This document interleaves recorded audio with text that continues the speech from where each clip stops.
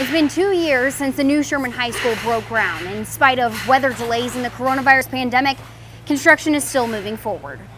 What once was the kitchen, there are very few walls standing at this point, and the whole house is basically shifted forward. During football season, the football team is usually in the spotlight, but there's another team that takes the field with the football team, and they never get enough attention. Plenty of jobs at stake here, but city officials say Sherman's economy can handle this change. The Associated Press is calling for you to win the District 4 congressional seat. I can no longer call you Senator Fallon, Congressman-elect Fallon. How does it feel? No, it feels wonderful, and it's a tribute and a credit to folks that work for a living. Riding a bike is something you can do while practicing social distancing. That's one of the many reasons why this local bike shop is seeing a boom in business. Now, Trip Bird was also sentenced to 10 years of probation for failing to stop and render aid to the crash he caused. We are on a county road just off of Highway 11 between Whitewright and Randolph, and like you said, right behind me you can see this bucket truck is severely burned. And he handed me a fancy radar gun and told me to see what I could find. Within about 5 minutes, and tons of cars, I probably saw about 15 cars going 70 in this 55-mile-an-hour zone. And you can see behind me, cars have been flying by, buzzing by. This Sherman school bus won't be used to pick up kids and take them to and from school. It's been repurposed for a greater need. It's been 2 months since Flavortown opened in Durant, and it's brought people near and far. But let's see why it brings the heat. We just got off the phone with a spokesperson of Cadence McShane, the construction company working the new Sherman High School project. He confirms with us that there was a fatality this afternoon on site. I'm sitting in Miss Baker's kindergarten classroom. As you can see, I do not fit in this desk right now, but teachers have been preparing for this day. Excited to confirm Mandy's forecast, guys. It is snowing, lots of snow coming down. There's some decent sized flakes hitting Denison. The Walmart in Denison off Highway 75 is completely cleared out of toilet paper as of this afternoon. A Walmart employee told us they got a stock in around midday and it was gone as it was being put out. As long as the construction is going on, this is going to be very dreadful. It's 4 miles of a lot of changes for at least 2.5 years. We'll have more on the safety measures that are being implemented here at the Casino and Resort in Durant, how they're gonna be safe while still having fun. In Durant, Baylee Bates, K10 News. And Alstyne ISD is leaning on new technologies to help keep kids safe and healthy in the classroom. It's part of their new daily routine. If there's a green box, the student is good to go.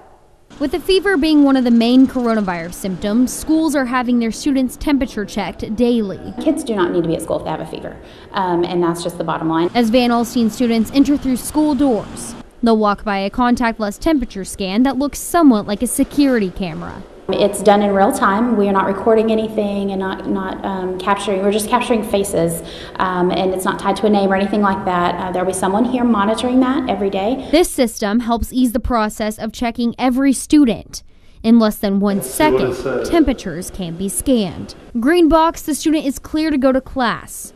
We experimented with a hand warmer to see what would happen if someone has a fever. And if there is a red box, the student will have to get a second temperature check with the nurse. That is any student above 100 degrees or who has a red box will have to get the double check.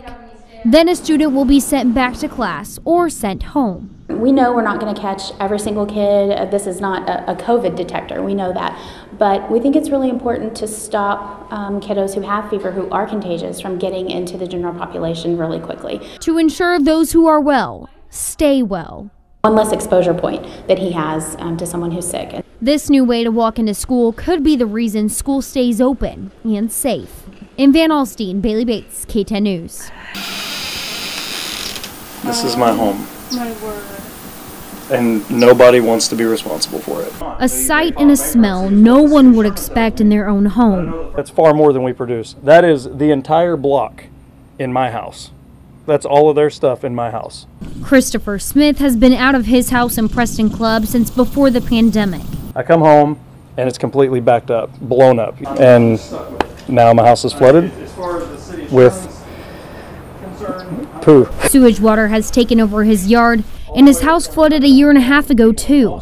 But it was nothing like this. Smith says the pipes can't handle the pressure, so instead it flows out of his toilet, taking over his entire first floor. I need somebody to actually take responsibility. It's not just Christopher's house. For several years now, the entire Preston Club neighborhood has had several problems with both water and sewage. Everybody points back to the developer who built this subdivision. That's who Sherman wants to blame. That's who Texas Rain wanted to blame. That's where everybody wants to point the blame because of so many shortcuts. And everybody knows it, but nobody wants to say it. City of Sherman annexed the area and they are aware of the problems. City officials say they are helping as much as they can, even though they don't currently own the sewage lines. The city plans to run a new sewer line for the development at a 7-figure cost, but it's going to take time, leaving many like Christopher just waiting for a permanent fix and not just a Band-Aid. So in the meantime, my house is flooded twice. That doesn't fix my house. I can't fix it. It's completely out of my control. I need to know who's responsible, who's going to fix it. His nightmare, the sights and stench of human waste. In Sherman, Baylee Bates, K10 News. That's where we begin tonight. Good evening, everybody. I'm Baylee Bates, and for Lusanne and Bob. A bedlam beat down off the football field. An OSU equipment manager injured after an OU tradition turns violent. As far as progress on the current Fannin County Courthouse, County Judge Randy Moore says things are moving along. Crews have finished installing all utilities. Well, it's a beautiful day we're having here in Texoma. Beautiful, but I woke up with a little itchy eyes and a runny nose. Well, it is a bad time for that. Obviously, if you're an allergy sufferer across Texas with this beautiful weather, it just kind of takes a back seat to all the stuff we're going through. The playoffs roll on tonight. Pottsboro hoping to get back to the state championship game. They're in Commerce tonight to take off Malakoff.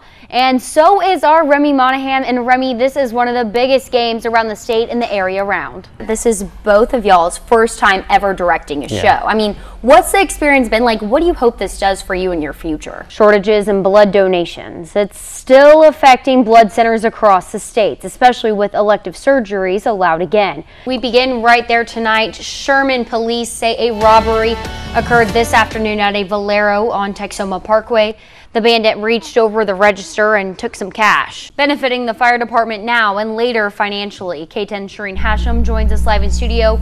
You spoke with the Sherman Fire Department's fire chief today. He told you exactly what that money is going to. Steering away from tradition, Kingston's fire department is rolling out a new look. The department invested in new fire helmets with shields that cover the entire face. This morning, Durant Public Schools resumed bus routes. All bus drivers were quarantined September 18th after a staff member tested positive for the virus. Many improvements being made to Highway 75 through Sherman. A big part of that project is a tricky intersection. That's it for us. We'll see you back at 10.